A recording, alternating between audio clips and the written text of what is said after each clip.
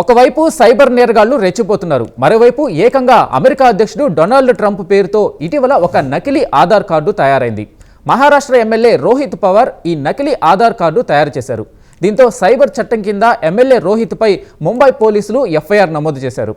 కాగా ఆధార్ కార్డు వ్యవస్థలోని లోపాలను బయటపెట్టడానికే తాను ఈ పని చేశానని రోహిత్ వివరణ ఇచ్చారు.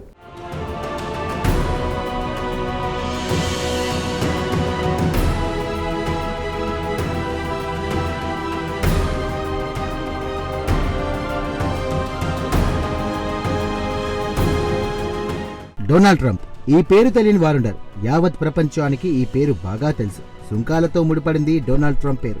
కాగా డొనాల్డ్ ట్రంప్ అమెరికా అధ్యక్షుడు అనే సంగతి కూడా ప్రత్యేకంగా చెప్పనక్కర్లేదు. అమెరికాలో వైట్ హౌస్ లో నివాసం ఉంటారు డొనాల్డ్ ట్రంప్.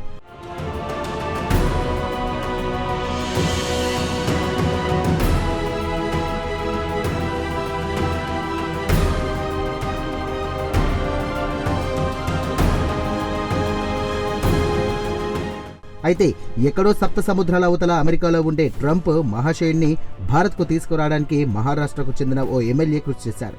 సదరు ఎమ్మెల్యే ఎవరో కాదు, రోహిత్ పవార్. అమెరికా అధ్యక్షుడు డొనాల్డ్ ట్రంప్ పేరిట ఓ నకిలీ ఆధార్ కార్డును ఏఎన్సీపీ ఎమ్మెల్యే రోహిత్ పవార్ తయారు చేశారు. అంతేకాదు తానేదో ఘనకార్యం చేసినట్లు అక్టోబర్ 16న మీడియా సమావేశం కూడా ఏర్పాటు చేసి సదరు నకిలీ ఆధార్ కార్డును ఎమ్మెల్యే రోహిత్ పవార్ ప్రదర్శించాడు.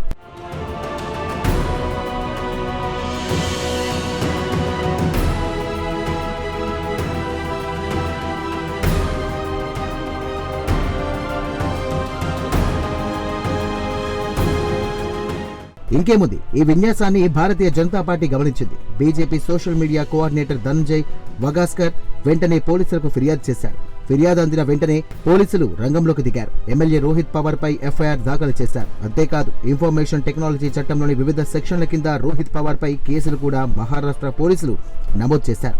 ఈ మేరకు Mumbai south region cyber police స్టేషన్లో ఎఫ్ఐఆర్ ను పోలీసులు నమోదు చేశారు.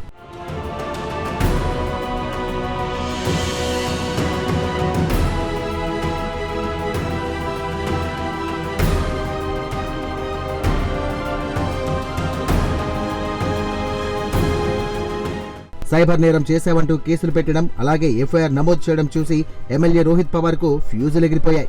పోలీసులు హడావుడి చూసి ఆయన బెంబేలెత్తిపోయారు. అబ్బే, నాకు ఎటువంటి దురుద్దేశం లేదంటూ వివరణ ఇచ్చాడు.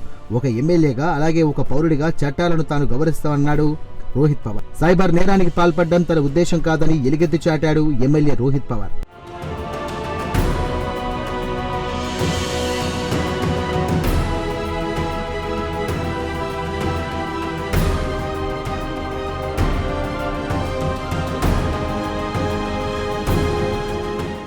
దీంతో పోలీసులకు ఏం చేయాలో తోచలేదు.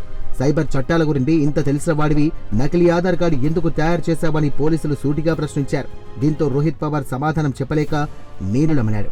చివరకు ఆధార్ కార్డు వ్యవస్థలోని లోపాలను బయటపెట్టడానికే ట్రంప్ పేరుతో నకిలీ ఆధార్ కార్డు తయారు చేసినట్టుగా రోహిత్ పవార్ వివరించాడు. అంతేకాదు నకిలీ ఆధార్ కార్డులతో ఓటర్ జాబితాలో అక్రమాలు కూడా జరగవచ్చని చాటి చెప్పడానికి తాను ఓ ప్రయత్నం చేశాడన్నాడు రోహిత్ పవార్. కాగా రోహిత్ పవార్ వివరణ విని ముంబై పోలీసులు విస్తుపోయారు.